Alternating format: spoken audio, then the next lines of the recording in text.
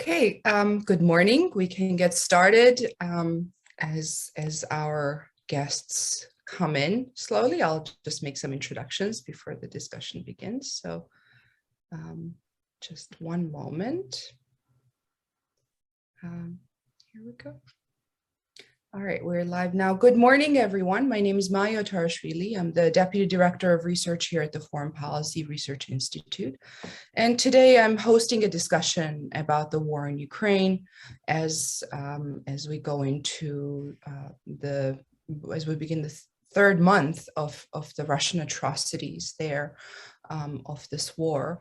I'm joined by a group of excellent experts and scholars on Ukraine. I'm so grateful for their presence. We have Keith Darden, who is an associate professor in the School of International Service at American University with research specializations in comparative politics, international relations, and Eurasian politics. We also have Volodymyr Dubovyk, who is calling in from Odessa at the moment. He's an associate professor at the Department of International Relations and director of the Center for International Studies in Odessa at Mechnikov National University. Oleksandra Matviichuk is a human rights defender who works on issues in Ukraine and the OSCE region. At present, she heads the human rights organization Center for Civil Liberties and also coordinates the work of the initiative group Euromaidan SOS. Oleksandra is calling in from Kiev at the moment. And we have Sergei Kudelia, who is associate professor of political science at Baylor University and URIS fellow at the University of Basel in Switzerland. As you can see, two of our colleagues are actually calling in from Ukraine right now. So I want to thank them for making the time despite the circumstances, despite being in a war-shattered country right now. And I think their insights are going to be so valuable for our Western audiences to understand what is happening in Ukraine right now. And of course, how the West can be involved and how the West can support Ukraine. So with that, I'm going to ask Oleksandra at first to give us a sense of what's happening in Kiev right now and tell us about this new phase of Russia's war in Ukraine. And then I will turn it over to Volodymyr, who can give us a view from Odessa. With that, Oleksandra, please. Thank you very much for providing me a floor. When this new Russian large-scale invasion started, we have resumed the work of the Euromaidan SOS initiative and brought up several hundreds of volunteers to document war crimes and human rights violations from all around the country. Together with other human rights organizations, we work in the Tribunal for Putin Global Initiatives. And I would like to present our main conclusions for the current moment. First, Russia is simply using war crimes as a method of warfare. Such actions are not justified by any military necessity. Russia is provided deliberate attacks on civilian objects like schools, hospitals, residential buildings, critical civilian infrastructure, using of human shields, attacks on specially protected objects like nuclear power plants and dams. We also documented rape and other gender-based violence, deliberate killings, torture, and ill-treatment, enforced disappearances among civilians. Second, Russia deliberately isolated and blockaded cities, which is result in excessive suffering of civilians. The bright example is Mariupol, Chernihiv, or Izium. Russian troops terrorize the population of the cities with hunger because they don't let humanitarian assistance to reach the city and shelling on the people who try to evacuate. People in destroyed by Russian troop cities like Mariupol sit for weeks in bomb shelters without food, water, electricity, medical care. During all this time, Russia has agreed with the International Red Cross only 2 humanitarian corridors, one from Sumy and second from Berdyansk. Instead, Russia illegally moves dozens of thousands of Ukrainians to its territory. And now the question is, how can people without document cross back the border? And third, Russia started political prosecutions in the occupied territories. We received dozens of appeals from civil society activists and their relatives who have suffered from threats, physical violence, tortures, enforced disappearances, arbitrary detentions, and other forms of persecutions in Melitopol, Kherson, Berdyansk, Kakhovka, Slavutych, and other cities and settlements. Among these people, local government officials, journalists, religious leaders, volunteers, and civil society activists. Russia applies the SOS policy deliberately, as it can't hold occupied cities due to the active resistance of local population. All this raise a question on how the international community should respond. And first, as foremost, we need weapons, and we need it urgently. We expected heavy battles in the next several weeks and even months. Massive atrocities against civilians in Bucha and other cities in Kiev region clearly demonstrated that Russia is simply killing the unarmed civilians. Ukraine needs long-range air defense systems such as NASAMS to protect our cities and would help us to close our sky. We also need military jets. We need artillery systems, tanks, armed vehicles, and a lot of others. Second, we need effective sanctions. Effective sanctions are those that would cut Russia's ability to continue the war and force Russia, in particular its top officials, to pay a high price for the continuing aggression. This is not happening. If we go into details of sanction imposed, we will see their half-heartedness. In particular, we need from international community to disconnect all Russian banks from SWIFT and impose a complete embargo on Russian energy. If Russian oil and gas are not banned now, the average annual price of the Russian oil, including discounts and reduction in export volumes, is going to be around $70–75 per barrel. It would allow the Kremlin to finance all expenses, including conducting hostilities, for at least 2 years. Third, we need justice. The EU, the US, the UK, and other UN member states should stand behind Ukraine and the International Criminal Court to facilitate investigation and prosecution of those responsible for war crimes and crimes against humanity committed during Russian war against Ukraine, through the creation of international mechanisms and instruments, in addition to the investigation and delivery of justice at the domestic level. Since the ICC can't exercise the jurisdiction over the crime of aggression, UN members should stand up for Ukraine's efforts to establish a special tribunal for the Russian aggression against Ukraine and take institutionalized decisions to timely implement all initiatives. And last, we need from international organizations to fulfill their mandate on the ground. With the beginning of full-scale Russian aggression, most of them evacuated their employees abroad or to more safe Western regions of Ukraine. We need from the UN, OSCE, and Council of Europe to ensure international presence and international monitoring in war zones, occupied cities, and during evacuation of civilians, and to take active actions to assist and protect them. Thank you. Oleksandra, thank you. Before I turn it over to Volodymyr, I want to remind our audience members that you can use the Q&A feature to send in your questions for our speakers. I will try to get to as many of your questions as possible after we make our initial remarks. I want to keep this as conversational as possible and definitely make as much room for our audience thoughts and questions as possible. So you can definitely use the Q&A feature for that. So now let me turn it over to Volodymyr, who is currently in Odessa. Thank you so much for this invitation to participate in a panel like this. I've been following what FPRI is doing for a long time now, and I appreciate you paying so much attention to what's happening in Ukraine and this Russian aggression against Ukraine, and your efforts to try to help Ukraine in whichever way possible is very much appreciated here.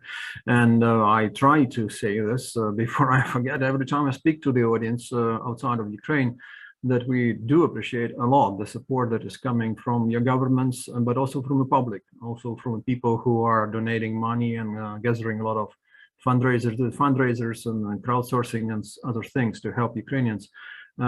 Be it war effort, which we very much need, of course, the weapons and so on, be it humanitarian assistance for Ukrainian refugees and IDPs as well, because the face of the problem is refugees who are outside of Ukraine. but there are millions and millions of IDPs, internally displaced persons here in Ukraine as well, who also need assistance. Because many of them are left without their homes, without their jobs, and they are, with their families, and they renting houses and spending money on food, and many of them don't have enough of savings to get through the months of the war. Not to mention if it gets even more protracted than just 3 months, or it could be years, who knows, and they need support as well. So thank you for whoever is assisting Ukraine, whichever way you find it appropriate for you. In southwest of Ukraine and Odessa region and outside of Odessa, it's tense. Actually, the situation has heated slightly in the recent days in Odessa. It was miraculously almost spared heavy bombardment and shelling for the first couple of months of the war. People were trying to come up with theories why that was the case. And the one on the surface is that maybe Russians would know that there are so many pro-Russian people in Odessa that they would want to be gentle with Odessa. But that theory doesn't fly in the face of what's happening to Kharkiv or Mariupol, where you also have lots of ethnic Russians, Russian speakers, obviously, basically all of them, and also sizable segment of pro-Russian sentiment before the war, and yet they're bombed like, raised to the ground, basically. Mariupol and Kharkiv as well, daily shellings, and a lot of victims and casualties there. So I don't know what's the game there with Odessa. I guess they wanted to bring the ground forces quickly to Odessa's gates, and that didn't happen. They took Kherson, unfortunately, very quickly, and that's unfortunate because you're going to have this so-called referendum tomorrow, trying to pronounce or declare the Kherson People's Republic there, following the example of Luhansk and Donetsk. That's tomorrow. And obviously there will be a lot of people protesting this move. And I'm afraid for bloodshed in Kherson and other big cities in Kherson region, because the people will be protesting and Russian military might actually, use the force to deal with protesters. And then the Russians tried to move to Mykolaiv, and that's where the problem started. They were stopped at the gate of Mykolaiv, and also they tried to circumvent, Mykolaiv by going north to Voznesensk, and they were defeated there, and that's where it is for the last at least month and a half. They couldn't bring the ground forces offensive anywhere down the road towards Odessa. Most military experts are saying they met their culminating moment there. They couldn't. They really couldn't, proceed with offensive towards Odessa, and that's the main thing. But the threat for Odessa is from many directions. There is one from the Black Sea, and there is total domination of Russian Black Sea Navy, obviously in the sea. They have blockaded Ukrainian Black Sea ports, and that's a lot of people tend not to notice, even in this coverage of this big war, how these ports are being blockaded. Even prior to the February 24th, they started to be blockaded. And not only Ukrainian ships are not allowed to leave or come back to the ports, but also the other countries' ships. There's 94 ships reportedly that are being blocked at Ukrainian Black Sea ports. Some with crews, some with cargo, some without. That is creating a problem well beyond Ukraine and Odessa, because some of those ships were supposed to bring wheat and other food products to many other places around the globe, and that's becoming a problem. Many of them on the verge of famine. As far as Sri Lanka, I think I was reading one of the newspapers, one of the leading newspapers in the US the other day, and they were saying in Sri Lanka already they feel the lack of food that was supposed to come from Odessa. And Ukraine in general. And another problem, of course, is Pridnestrovia or Transnistria. That's a breakaway self-proclaimed republic there near Odessa in southeast of Ukraine, of Moldova. They have some kind of a exaltation there, some kind of a stirring up of the troubles there in the last couple of days. First, there was some kind of a shelling of a police station there, and now the TV transmission towers went down. What's going on there? Most of us think that is probably a false flag attack, to blame it on Ukrainians. Could be something else, but it's not necessarily that Transnistria has a big military role in all of it, because they only have about 1,500 Russian troops there, and most of those troops are not in very good combat shape, frankly. They might mobilize some of the locals actually to fight Ukrainians, but there is no appetite there whatsoever, even less than so-called Luhansk and Donetsk People's Republics to fight Ukrainians there. So yeah, well, today there was a major missile strike on a major bridge connecting Odessa with the southwest of the oblast, of the region, of Odessa region, near Zatoka. The bridge has been destroyed, incapacitated. So there's no railway connection now to the western part of Odessa region. And that's a problem not only in terms of refugees, for instance, but in terms of bringing the supplies to Ukraine, because the Russians have been paying attention to those supply lines coming into Ukraine from, say, Poland or Slovakia or Hungary or Romania, north of Bukovina in Moldova, but here is the south of Moldova, and has been used increasingly actually by Ukrainian military and our allies to bring some of those supplies in the recent days and weeks. And obviously Russians have noticed, and that's why they hit this bridge. But to conclude my introductory kind of a statement here, I would like to say that unfortunately it's not just the bridges. So far we don't know if there were any victims today during this missile strike at the bridge. I presume there might have been some, because usually you would have some cars and vehicles on the bridge, and that's already late April. Weather is good, people are traveling through that bridge a lot. But on last Saturday, unfortunately, we had a major missile strike on Odessa. One of the missiles, was it deliberate, was it a stray missile, but it hit a big apartment building, and tragic. People died, including one family where you had a 3-month infant girl and her mother, and actually graduated my university of School of Journalism, and her mother. So 3 generations of women died in one family in one moment. And some people are saying it's the Ukrainians to blame themselves. I mean, why would they even use the anti-aircraft weapons to try to intercept those missiles and so on? Like, I don't know, I don't understand this logic. I mean, a lot of people are saying it about Ukraine in general, like, to end the war, Ukrainians just need to cease surrender, resisting and surrender and lay down their weapons, and therefore everything's going to be fine and the peace would come to Ukraine. What a false logic there is, because actually in quite a few places north of Kiev, Chernihiv, they were taken quickly by Russian troops, and look what happened there with people who didn't have weapons to protect themselves and to resist. Many of them were killed, like by hundreds, if not thousands. Armless civilians. So I'll stop here. Unfortunately, the situation is hitting around Odessa, and we'll see what's going to happen in the coming days. There are big holidays ahead of us, including the May 9th, Victory Day, big holiday in Russia, but also the anniversary of May 2nd. In 2014, there was major clashes in the streets of Odessa between pro-Russian, pro-Ukrainian crowds there, and someone might create some kind of a situation and provocation, and maybe some new clashes, instigate some of those clashes in Odessa on May 2nd. Who knows? Thank you. Thank you, Volodymyr. I have a lot of questions I want to come back to you with, but I want to turn it over to Keith Darden. So Secretary Blinken and Secretary Austin have gone to Kiev. Now we heard from Washington that we're going to send our diplomatic missions back to Ukraine. How do you assess so far American support for Ukraine, and what can be done better or differently going forward? Thanks, and thanks for having me. I should say, first and foremost, I'm not part of the U.S. government, so to give the U.S. perspective is from the perspective of an expert who is in D.C., and so that should be taken for what it is. I would say the main thing is that there's been a significant shift in U.S. perceptions in the last 2 months. So for one thing, there was a significant overestimation of Russian capability and resolve. And I say capability and resolve because also it's important to keep in mind that Russia has not done a full-scale mobilization, and they're still not calling this a war.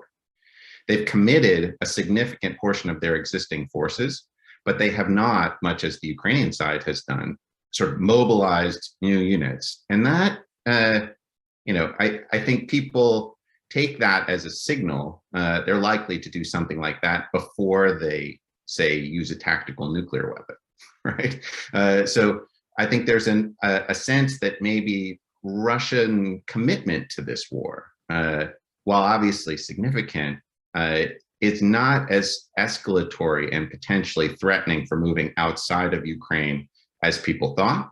and their ability to conduct this war is significantly less than people thought. And so that has really affected US calculations to the extent that we make kind of rational calculations about how successful our interventions are likely to be. The idea that the Russians are somewhat less committed and less capable certainly increases our willingness to make commitments on the Ukrainian side. And I think we've definitely seen that. We saw it in this last meeting, also in Kiev a couple days ago. The other thing that people did not calculate well, myself included, was Ukrainian cohesion and resolve. And so not just fighting capability, but in the lead up to the war, there were still very significant splits within the Ukrainian elite. There was, talk of Poroshenko being arrested upon arrival in Kiev, and that's not even including the more pro-Russian parties, which were the largest opposition party in Ukraine, right? So there was a sense that maybe Ukraine wouldn't respond as a cohesive force to a Russian invasion, and that ultimately territories in the south and east of Ukraine might fall rather quickly, and you'd have a turning of elites, much as we saw to some extent in 2014. That didn't happen. In fact, the reverse happened. The Ukrainian government has shown incredible capability to mobilize the country on behalf of the fight against the Russians, and also to kind of sustain military functions and create new military functions on the fly, for which they clearly did not prepare. And the US side was well aware that there were not preparations in place for supply and mobilization. And all of that came off very quickly. And the Ukrainian government has just shown itself, and the state has shown itself to be so much more competent and skilled than I think most people in Washington anticipated. And so the fact that we have an amazing partner in Ukraine, in this government, and the Russian side doesn't seem to be fully committed, let's say. They're doing a lot of harm. I don't want to underestimate that. But the idea that this would escalate into a nuclear exchange because we were supplying weapons to the Ukrainian side, I think that idea has kind of diminished in the last 2 months.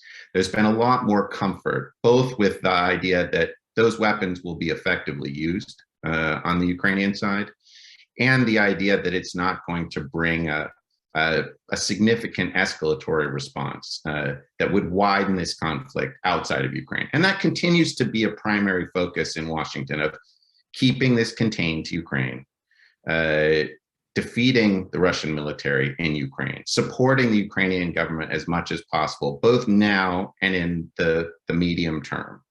And I think that, on a popular level, the third thing that I think was unanticipated was the extent, behind me is a painting of an artist in rural Virginia, sort of the level of outpouring of popular support in the United States for the Ukrainian side, and the willingness to commit financial resources as well as military support.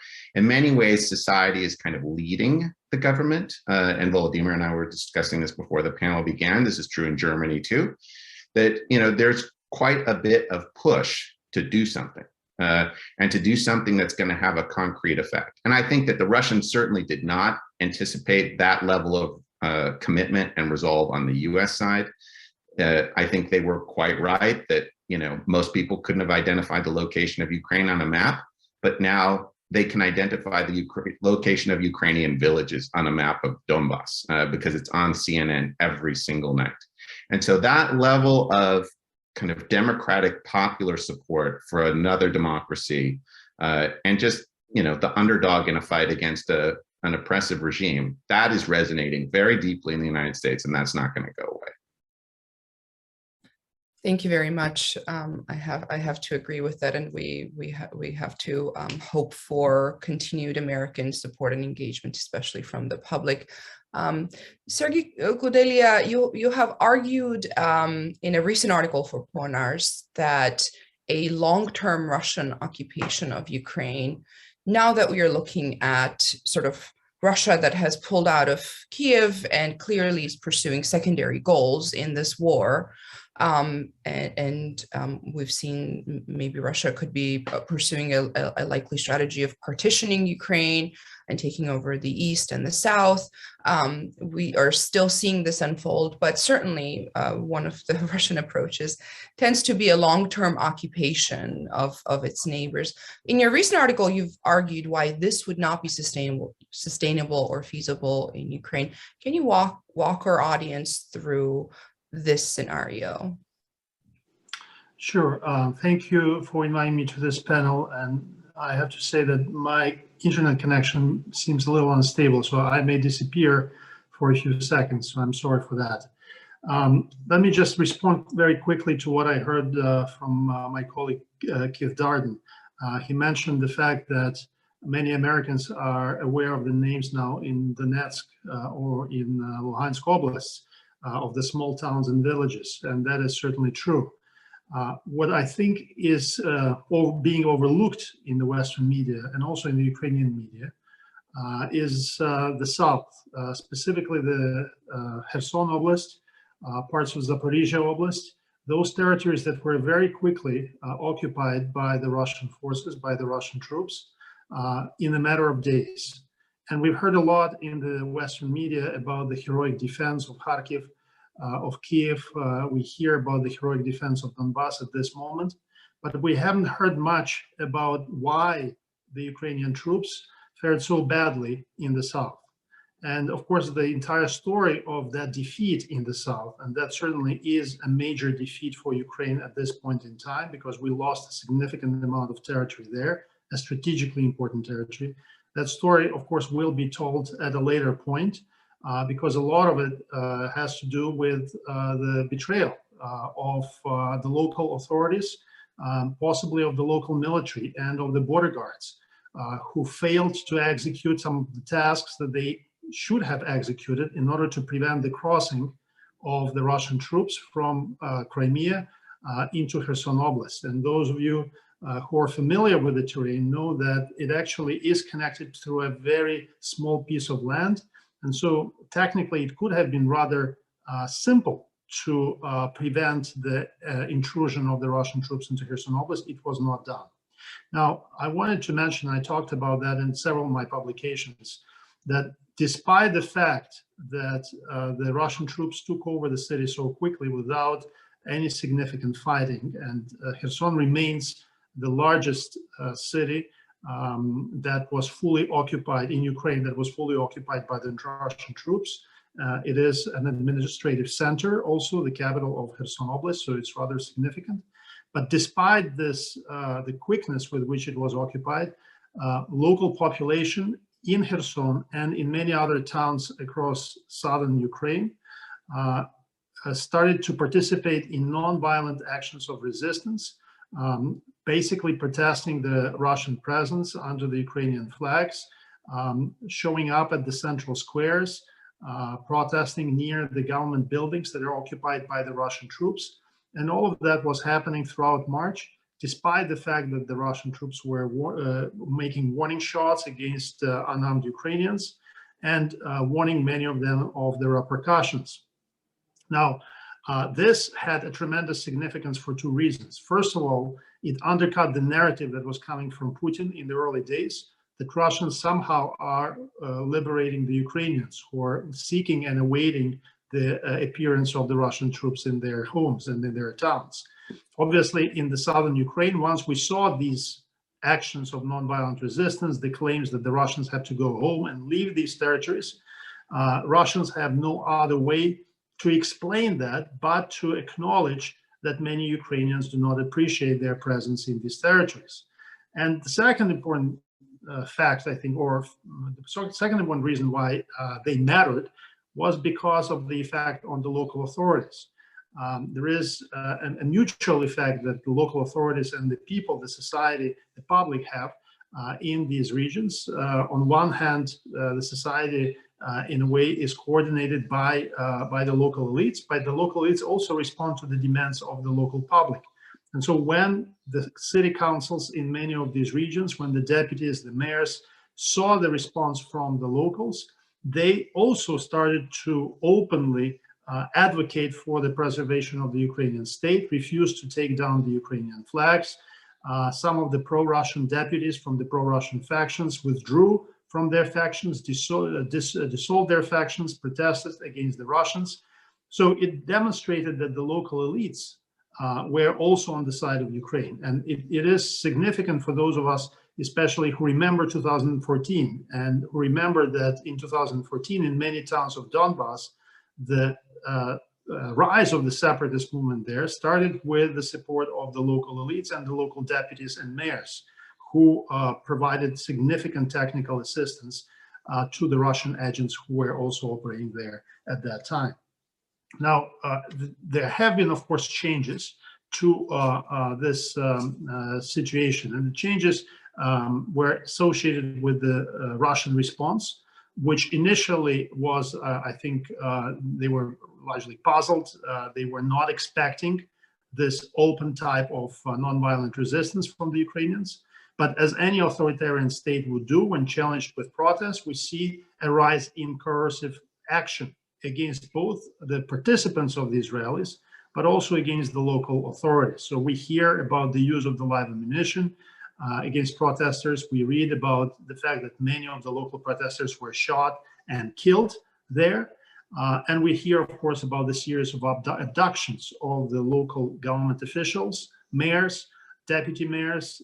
Their houses are being burned, their cars are being blown up. So the costs are rising of further activity. And as a result, we no longer see as frequent actions and rallies against Russian occupation as we've seen before. We also understand that there is a growing isolation, economic isolation of these regions that is imposed by the Russians. No humanitarian assistance is allowed in the south. As a result, the only supplies that are coming in terms of medical and food supplies into these occupied territories are coming primarily from Crimea.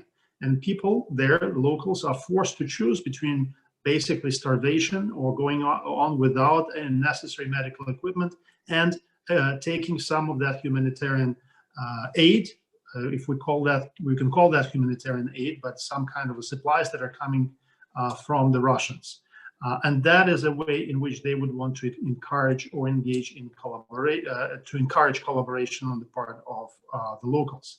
Now, the final event I wanted to mention, that Volodymyr already mentioned the fact that tomorrow there will be some kind of attempt to stage a fake referendum in Kherson Oblast.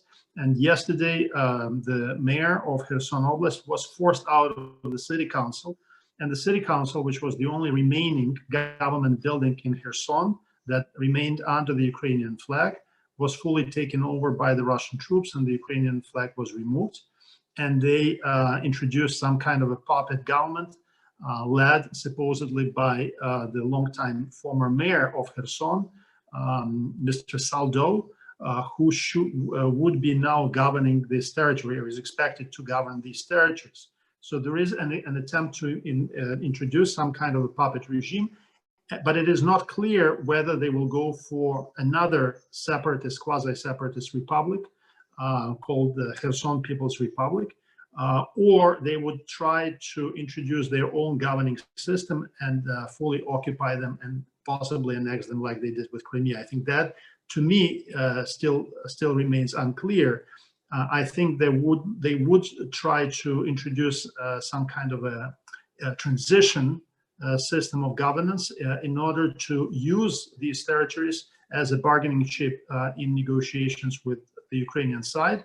Although, given the remarks that we've heard from Foreign Minister Lavrov yesterday on Russian propaganda channel, we understand that the likelihood of some kind of a diplomatic settlement or successful negotiations at this point are very low. Thank you.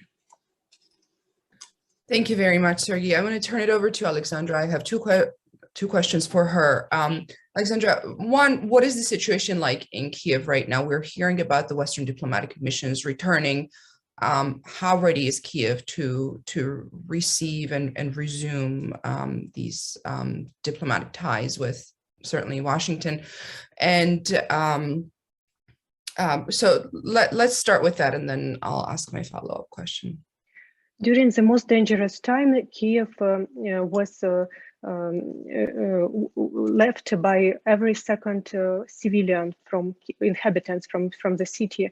We have 4 million before, and during the most dangerous time, we have 2 million of people. Now situation is changed when the Russian troops were withdrawn from Kiev region, and we saw that monitoring missions, diplomatic corpus are returned to the city, but it's still a very slow process. For example, the UN monitoring mission is still not allowed to work in Kiev, and I know that they made some visits to Kiev region and they have to return to Uzhgorod. It's the western part of Ukraine where they're still based.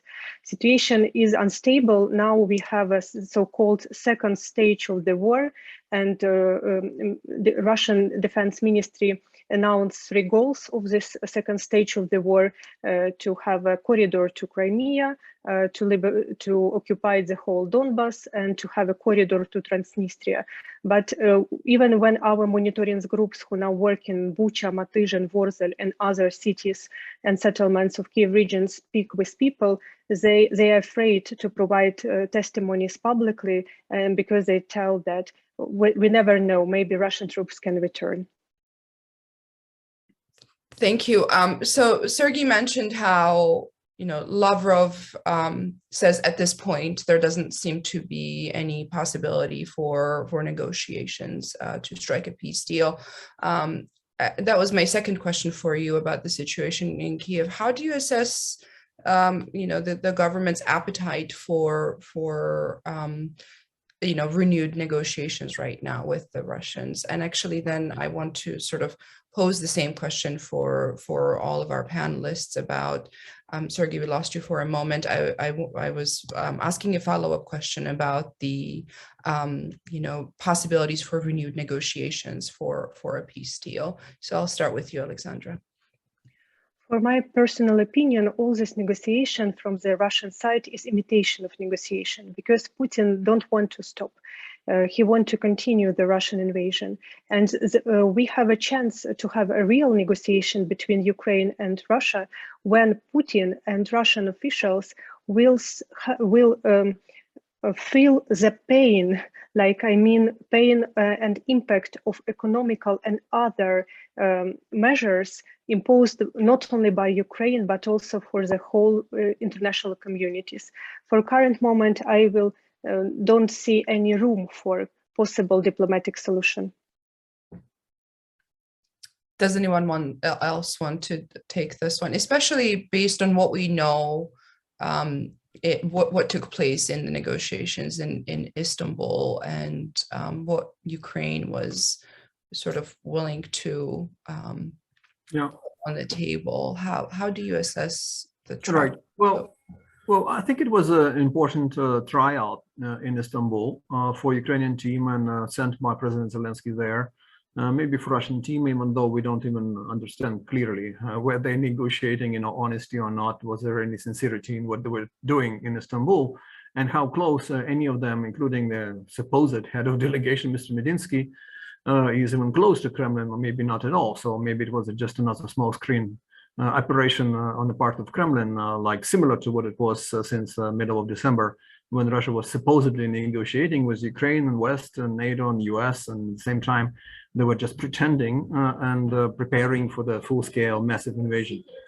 So yeah, I mean, that's a problem here, and that's we don't know. And on Ukrainian part, it's interesting too, because some of the concessions we've heard from Ukrainian part are not flying well right now in Ukraine after several weeks.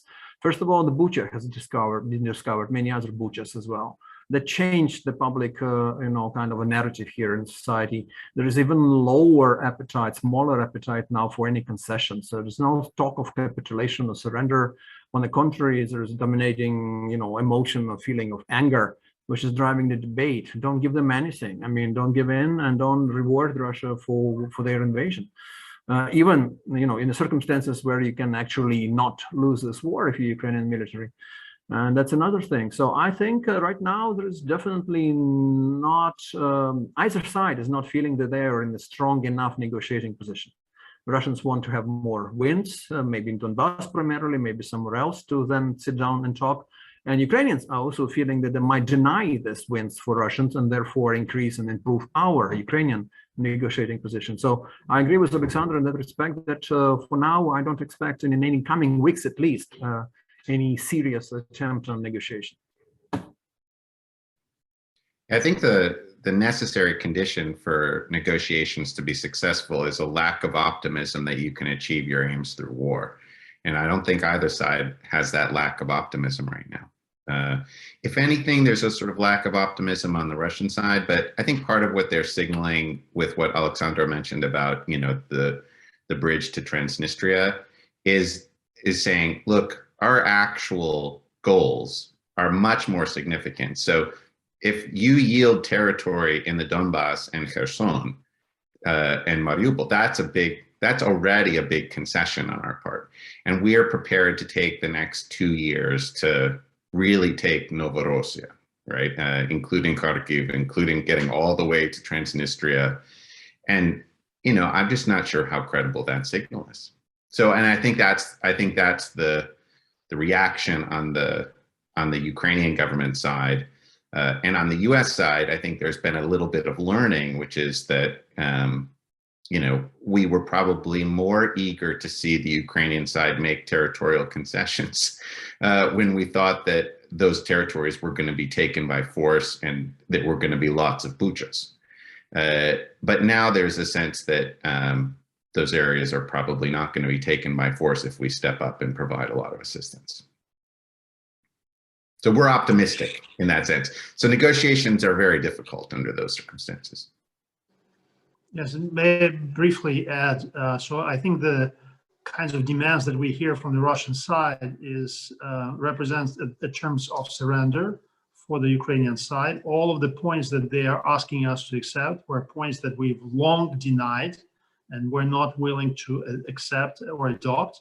So it is not clear at this point why we would need to sign this agreement if there is a sense that somehow we are on the offensive. And I think that is the sense that is coming from Kiev, is that we've successfully managed to push them back in several regions. We've seen a map change considerably in the positive direction for Ukraine. We have been holding ground in Donbass.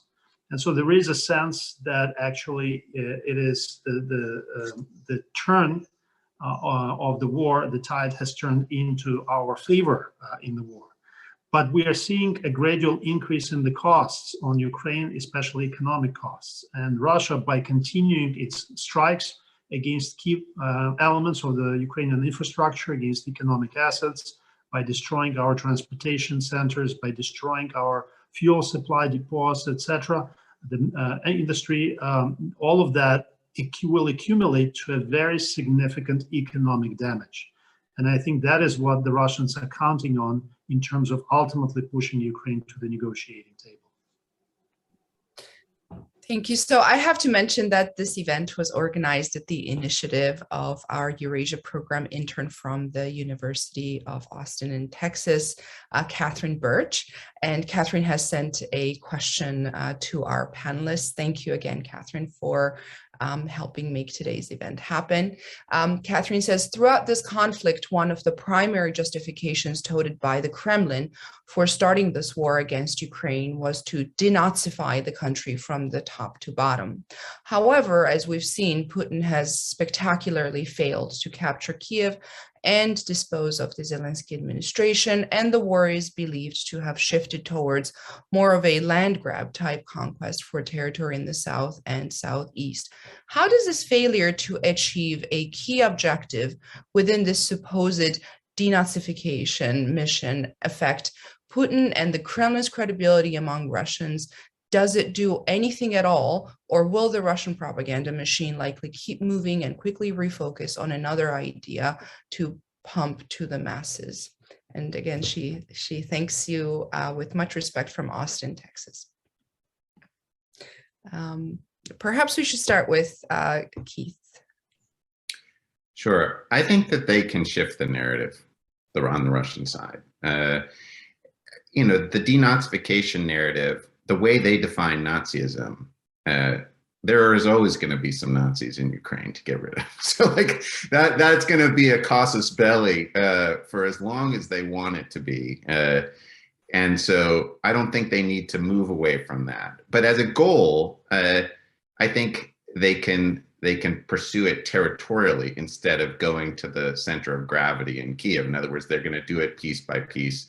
And as Serhiy mentioned, you know, if they are able to take significant territory, and as Volodymyr mentioned, they're blockading Ukrainian ports, it does make the long-term viability of resistance very, you know, it puts it into question. So I'm glad that there's lots of Western support, but it's going to be difficult regardless. And so I think that the Russians will be able to keep their narrative going. On some level, our increased involvement helps the Russian narrative. And this was always a concern with our involvement, which is that they think they're fighting NATO, and increasingly they're fighting NATO equipment, you know, and NATO support, even if they're not fighting NATO soldiers. And so that, you know, if you watch Russian television in the last couple of days, for example, it's all stuff from the Donbass showing destroyed Humvees and other US equipment. And so they can continue to push that narrative. And I think that their ability to frame this is not going to go away. They're going to be able to continue to push a story about this war that will allow them to keep it going. Thank you, Oleksandra. Let's turn it over to you. I see your hand. I think it's very important to speak about the real reasons for this war, because it's not about denazification, it's about to stop the democratic transformation of Ukraine. This war started not in February this year, but 8 years ago in 2014, after Revolution of Dignity, when Ukraine, after collapse of authoritarian regime and escape of a former president to Russia, obtained a chance to provide a quick democratic transformations. I was a coordinator of Euromaidan SOS for that years, and we worked 3 months, 24 hours a day in order to provide legal and other aid to persecuted protesters. And I saw by my own eyes that Ukrainian nation pay a very high price for the rights to build a country where government is accountable, judiciary is independent, rights of everybody is protected, and police don't beat peaceful student demonstrations. And when we obtain a chance to build such country, Russia started occupation of Crimea and hybrid war of the Donbass. So the real threats for Putin, it's not NATO. Putin is not afraid of NATO. Putin is afraid of ideal freedom, which become closer to his own border and to provide a strengthening to his own authoritarian corrupt regime. And in this regard, we have to say that when we ask for international support, that it's not only about relation between Russia and Ukraine, it's about civilization and confrontation between authoritarian model of governing and democracy. And that's why we deserve for the full support which we need for current moment. And that's why when I speak with my Russian colleagues, human rights defender, who are under constant threat from all these years and now face with real criminal charge and persecution because they name the things what they are. They don't use the term special operation. They publicly said that it's a war which Russia imposed against Ukraine. They told me that Ukraine in this regard is a key to Russia. When Ukraine succeeds in democratic transformation, it will have a huge impact to the whole region and to Russia itself. And that's why when I ask them how I can help them in this regard, they always answered, please be successful. Thank you, Oleksandra. We have a question from Athens, Greece. Our event title included the word nukes, so we do have to address this angle. The question says, even if there is a lot of ambiguity concerning the Western response in case of use from Putin of a small tactical nuclear bomb in Donbas region, or a high-altitude electromagnetic pulse above Western UKR, Poland, Hungary, Romania affected, what options are still available for NATO countries in this war escalation scenario? And I guess overall, if anyone wants to just also tackle this question of, don't push Russia too much, because then there's always this possibility of Putin using nukes. Keith, please. There's always that possibility, but as I mentioned in my original comments, there are a lot of steps before a nuclear usage or an electromagnetic pulse weapon, and they have not taken those steps. So, you would think that they would go into a full mobilization and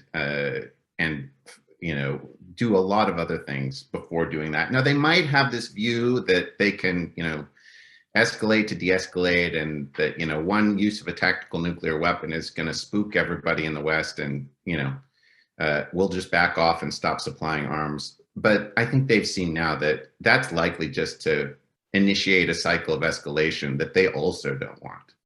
In other words, I don't think that the US is going to have a non-response to a Russian escalation outside the territory of Ukraine, or the use of an electromagnetic pulse weapon. I think, and Russia is fighting a war, an actual on the ground combat, with their, the majority of their military. And if the United States started to attack the Russian Federation, that would not go well for Russia. Our military is much more capable than the Ukrainian military. They are well aware of that. I don't think they really want to enter into a realm of direct confrontation with the United States, particularly in the nuclear, cyber, or electromagnetic pulse weapons. That would just be a mistake. And I think they see that. I also have to ask Volodymyr, we have a question about NATO naval capabilities in the Black Sea. There's a question about, does the NATO Navy have options to either break through the Russian blockade or deny sea space to Russia? Obviously, we're talking about NATO here, so direct involvement in this war still has not been on the table. But perhaps, Volodymyr, you could add some more context to this situation, the Russian naval blockade of Ukrainian ports, and how you might see that dynamic could change. Oh, sure. And there's been a number of other questions, both in Q&A and in chat, that we shouldn't leave unacknowledged, I think. But also on your question, Maya, the question that's been you gave me from one of their listeners is that there's no such thing as a NATO Navy. There's a bunch of navies belonging to certain NATO members. So we should basically talk about 3 countries that are NATO members in the region, Romania, Bulgaria, and Turkey, and others that are outside. Romania and Bulgaria are preoccupied now is cleaning the mines, because Russians not only blockaded Ukraine's Black Sea ports, but they also mined the sea. And in such a way that some of the storms removed some of those mines, and now the Russians themselves are not quite clear where the mines are. There was one other day, 2 days ago, they've been, one of them was washed ashore near Odessa. A couple of weeks ago, another was found as far as Bosphorus Strait, in Turkey. And actually Romanian Navy and Turkish Navy being busy now with locating those mines. And in general, the Russian Navy role is one of those lesser studied subjects there, because they're basically sitting idle. I don't know. I hope that they would not have a major role in the coming act of this drama, this tragedy of Russian invasion. I hope so, because my city is sitting on the shore, on the coast, and that's where we are really afraid of some role for the Russian Navy. But so far, not much, and not the big landing amphibious operation that we're also afraid of. And they brought some of those big, large landing ships, not only just from the Black Sea, but from their Baltic Sea Navy and Northern Sea Navy. Haven't been used. There were rumors that there were some plans to do it, and there were even some kind of riots or disagreement aboard the ships, because they were aware that how fortified the Odessa coast, for instance, was with artillery and mines and hedgehogs, and basically Ukrainian military sitting and waiting for those ducks to appear on the Russian ducks to appear on the beaches, and people didn't want to be in that position. They're launching missiles, obviously, yes, but they can launch them from anywhere, not necessarily from close to the Black Sea, but from Sebastopol harbor as well, or even from Caspian Sea, as they did in recent days, quite a few occasions. So what's the role there for the Russian Navy then? They're totally dominating, they are enforcing the blockade, yes. But in terms of reaching the end game or the purposes, objectives of this invasion, they're pretty much sitting idle. And I hope it stays like this. And of course, the sinking of the cruiser Moskva was a major event in many respects. And we didn't actually notice this. We didn't mention this, I mean, today. But that puts away even further the possibility of Russian landing, amphibious landing on the coast near Odessa or elsewhere, because they would need a major support from a ship like Moskva, which was a flagship and is not there anymore. Obviously, there are other ships, but they couldn't just substitute Moskva, what Moskva was doing there in the region. So that's interesting. And NATO navies are not going to fight with Russia. So obviously we understand that. Turkey hinted to Russians that whatever number of ships they had in the Eastern Mediterranean wouldn't be let through the straits. Was a good move, of course, obviously. Very good for us here in Ukraine. But that also means that whoever else will say, okay, maybe US, let's say, and we can remember what happened in 2008 with Russian aggression on Georgia, and how Turkey behaved at that point of time. If they would say we want to send some ships into the Black Sea, for instance, then Turkey might also say no. So it goes both ways. I mean, Turkey is kind of blocking the Black Sea for now. So it could be pro-Ukrainian or kind of a negative for Ukraine's interest there. But for now, they're not very active, and there were a lot of visits to Ukrainian ports, including Odessa, before the war. And there were several naval ships from various NATO countries coming towards Ukraine immediately prior February 24th. But the moment Russia started their invasion, they just turned around because they didn't want to become a tripwire. The idea of a lot of us in Odessa say, imagine there is a Spanish frigates sitting in Ukraine in Odessa port. What would that do for Odessa? That would be a big deal in terms of protecting Odessa from Russian invasion or shelling, but that's not going to happen because no one wants to be a tripwire. No one wants to be involved in this direct confrontation. So we'll see what happens on that particular respect, and we'll see. Thank you. I want to pose this last question to Sergei Kudelia. This is a question from the audience that we hadn't had a chance to address. And I think Oleksandra spoke about this a little bit gave us her take on this, which is, some scholars in the US see this conflict as a proxy war. Is this a correct characterization of the conflict, even in the most technical sense? Or does this characterization simply serve Russia's interest in deprecating and delegitimizing Ukraine's struggle to maintain its sovereignty? Proxy war, I would say, I guess, between the US and Russia. Yes, so this is certainly how this war is portrayed in the Russian media.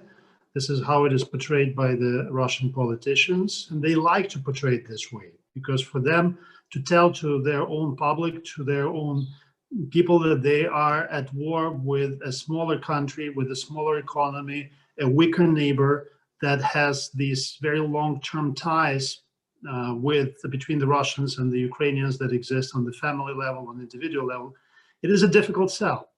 And so they need to present it as a war that Russia is waging against American presence in Ukraine.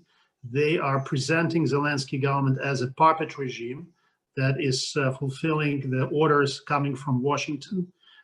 They try to demonstrate that the entire military of Ukraine is supported by the American military's arms supplies, and that Ukraine would have been defeated very long time ago if it were not for American support. And so they certainly talk about it in this proxy war terms. I think it is a completely inaccurate description of this war, primarily because proxy war presumes that the other side, namely here in this case the West, the United States, are actually interested in fighting this war. But from all we've seen, especially prior to the war, in the months before the war, we've seen that Washington and other European officials have been trying their best, have been making a lot of effort to prevent this war from happening. They were engaged in multiple diplomatic negotiations, talks, meetings with Vladimir Putin, trying to persuade him not to attack Ukraine. And so this is certainly not a war that the United States or European countries are interested in prolonging, are interested in fighting. And hence, they certainly do not see Ukraine as a country that is doing the bidding for them, that is fighting the Russians on their behalf. What they're doing by providing Ukraine military assistance and economic assistance is they're defending Ukrainian independence. They're demonstrating to Russia that it is unacceptable to violate international law, to engage in explicit acts of aggression against an independent country. And so they're trying to reinforce certain international norms that the Russians have been violating so blatantly over the last years. Thank you. So Dan Whitman has sent in a question that I just cannot skip. We're running out of time, but I must ask this question. And he posed this question to Volodymyr, but this group is made up of academics and scholars, researchers. So this applies to everyone. In these circumstances, how do you see possibilities for short or long-term academic cooperation between Ukraine and the United States? I think maybe this is an area where we can feel slightly less helpless. If you could tell us what people like us can do to continue our cooperation. Well, let me start, then I can explain why Dan is addressing this question to me. He was a guest speaker in my class last week. And that's exactly the kind of a cooperation that you may be talking about in these days online. Obviously, Dan was speaking to my class on international conflict. It was a great conversation there with the students who are now spread around. Basically, we don't know who's in Odessa, who is not, who is in Ukraine, who is outside of Ukraine.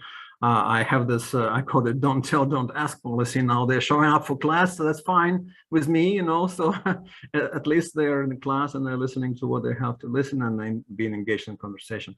A lot of cooperation is ongoing. I mean, a lot of American universities are offering positions for Ukrainian students or waiving tuition, for instance, or helping them with housing and stuff like that, and opening positions for the scholars. One should understand, though, of course, and keep that in mind, that Ukrainian male scholars could not leave Ukraine between the ages of 18 and 60. I myself included, being 52, I could not leave. I have a number of very nice suggestions to go on fellowships right now in the spring, you know, ever since war started, but I couldn't leave, and that's fine with me, basically. But I think that should be resolved at some point, because among other things, people like myself, we are not up for draft mobilization. We're accepted from that, so maybe it would make sense for some of the people here from Ukraine, like you know, men, to actually be allowed and go to pursue their study or research or teaching or feeding their families by having their job outside of Ukraine. But that's a complicated and politicized discussion and you know, the narrative that we have. So the academic exchange is ongoing, you know, with roundtables like we're having today. I think it has an academic angle here too. Some institutions offer opportunities for their alumni, like for instance, the Kennan Institute, where I was a fellow twice. They offer very nice, and I was selected for their scholar retreat position. For the next year, I have several standing positions, invitations now from major American universities to come and work for the next academic year. But then again, I don't know if I'll be allowed to leave Ukraine. So I think there is a huge myriad of ways of how American institutions of academia can support Ukrainian scholars, and these ways are being explored as we speak. Thank you. Thank you very much. Sergey, go ahead. Yeah, can I add just one very quickly? I would suggest that for every class on Russian politics or Russian literature that you have in American universities, there should be at least one class on Ukrainian politics and Ukrainian literature. If we have this kind of a rule, I think we would not only bring in Ukrainian academics who would teach these classes and engage in these exchanges, but we will raise a new generation of graduate students who would be working on Ukrainian politics, Ukrainian economics, society, etc. And I think it would be crucially important. And I plan to introduce this at my own university at Baylor. Excellent. Thank you so much. These are great ideas. And I certainly look forward to, yes, Keith, please. Yeah, Timothy Milovanov has discussed this in recent days. He's the head of the Kiev School of Economics and also a professor at Pittsburgh. It's also important to prevent brain drain, and that Ukraine has a lot of indigenous academic capacity, and ideally we wouldn't just let all of that spill out into the diaspora and to have a very, outstanding Ukrainian studies programs in the United States and Canada and Britain, but that we would preserve as much of that capacity within Ukraine as we can. And so obviously those are big cost outlays. And I do think that, part of what USAID should be doing is funding, Ukrainian universities to keep students and faculty, well supplied while they remain in the country, because there's going to be a lot that is going to be, required of a Ukrainian elite, a highly educated elite after this war is over, as well as during the war. And universities are going to be absolutely central to that process. And I think sort of on a lighter side, another side of that coin is going to be the opposite of brain drain, as PhD students and think tankers like myself pour into Ukraine for field research. I have a feeling it's going to be a sort of an area that a lot of Western students and experts will be focused on for many years to come. So you may have a new phenomenon for the ugly Western researcher, field researcher coming into Ukraine. But, those are the days I very much look forward to, actually. So let's first hope for peace in Ukraine. And on that note, I want to thank each of you, Oleksandra Matviichuk, Keith Darden, Volodymyr, Dubovyk, Sergey Kudelia. Thank you for joining me today. Thank you to our audience for their continued interest in supporting Ukraine, in supporting FPRI and the work that we do. Please keep an eye on our website at fpri.org. Follow us on our social media channels as we continue to cover the region and cover this war. Thank you very much and have a great rest of your day.